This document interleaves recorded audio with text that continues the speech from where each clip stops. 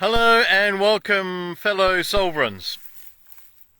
I woke up this morning with the idea that life is a striptease artist, just revealing one veil at a time.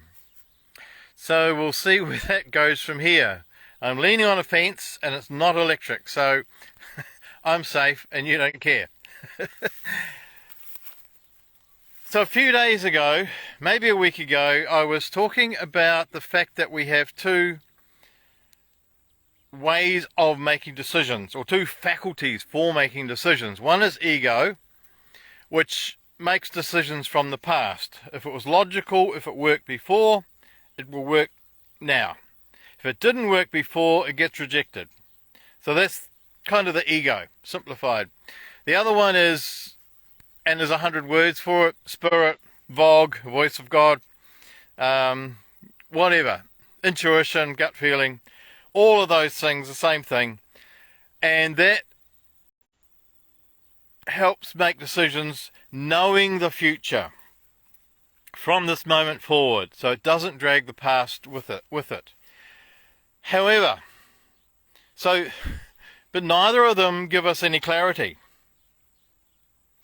The ego tells us what to do. The gut feeling tells us what decision to make.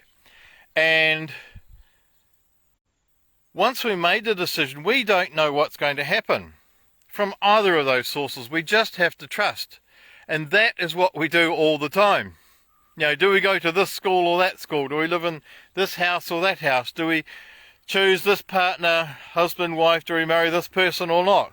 We have no idea whether we're using ego or spirit, how it's all going to turn out.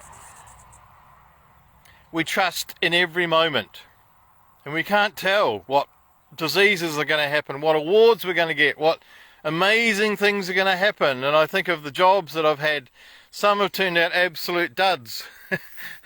One I had in Brisbane, there was so much abuse that I ended up being diagnosed with PTSD and anxiety. And other jobs have just been amazing. But in the moment of choosing those jobs or doing the job interview, I had no idea what was going to happen next. And we all do this. We all trust in the moment that the decision we're making is going to work out somehow. But we don't know how it's going to work out. And we meet somebody accidentally. I remember I was in South Africa in the urinal, standing next to this chap, and I said to him, it's a little bit embarrassing standing next to somebody in this fairly intimate situation, feeling like I should say something and not knowing what to say. And he looked at me, and we ended up being mates. He's from Ireland, and we had this. He came out and he sat with a group of us who were having drinks at the bar there in Cape Town. And he's turned into a mate. Now, that stupid little conversation I started, I didn't know where it was going to lead. And there it was. As, Simon's been out to New Zealand. And anyway, so every little moment, we are kind of trusting that it's all going to work. And as a writer, I do this every day.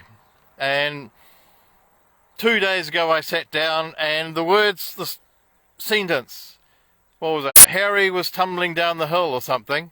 And so I wrote that down. Then another sentence turned up, then another sentence. And it just turned into a story that I had no idea how it was going to end until about the last two paragraphs, I think. And then yesterday, another story turned up. Tony rolled into town, the big man from the city. What am I going to do with that? Well, I could have tossed it out, but I wrote it down. And then the next sentence turned up. And then the next sentence turned up. And so, end up another story. And it was fun. I enjoy doing that. It's kind of my buzz, I suppose. One of my buzzes. And that's how life is, because we never get the end of the story until we're there. And life just is the way that is. It tells us what to do, but we don't know what will happen next. And we leave in our car, we might end up with a puncture and I don't know. Or something amazing might happen. We might end up in some beautiful place or meet somebody. We don't know. And so when we're planning or thinking about what could be next, whether it's our groceries today or our life for the rest of another 50 years, it's helpful to bear in mind and stay in the possibility of greater things happening than we can imagine. And I find that so uplifting when I consciously say to myself, I know that something is going to happen that I don't know what it is, and it will be fun. And so that's what's happened for me at the moment. I had accommodation organised in Tauranga for about till the end of September, and I'm organising courses to run there. So the courses are happening, but the accommodation has fallen over, so I have a week's accommodation and I don't know what's going to happen next. I've just got to trust.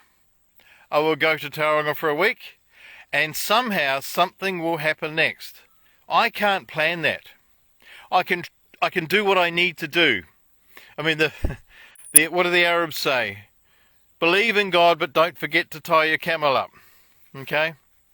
So we do what's practical. We do what we need to do. We clean our teeth and put our clothes on and do all the practical things. But we also know there's a bigger dimension that's kind of working on our side, that's organising for us, and that we don't have to know every moment, every step of the way. And so that's my little message for today, really, because I have to stand and trust. I'll go up to Tauranga for a week, and whatever happens after that, happens after that. And whatever happens, I will probably survive. I will probably have fun. And who knows what's going to happen next. And so it's just a reminder that we don't have to do this world, we don't have to live this life all on our own strength. We can do what we need to do with what we know in this moment, and know that the bigger plan, or the bigger wisdom, the better word, the bigger wisdom will serve us. So I wish you a day of revealing. One by one, the mystery will reveal itself. And so let us move into the mystery and enjoy not knowing. And bless you.